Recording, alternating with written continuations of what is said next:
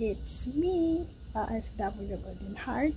For today's video guys, magdi-deliver tayo ng mga iba't ibang uri ng pananim na yan po ay nanggagaling sa Nueva Ecija. At ngayon guys, ihahatid natin yan kay Welma Dilwana Vlog. At siya po ay umorder ng 20 pesos Queen Mingo.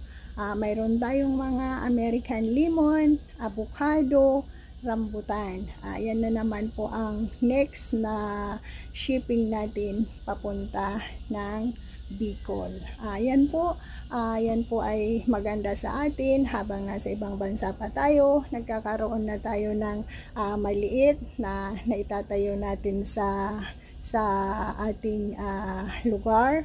At yan, pag umuwi na po tayo ng Pilipinas, malaking bagay po yan na kahit papano may makikita tayo na yung pinagpaguran natin sa ibang bansa, ayan na pala. Thank you for watching.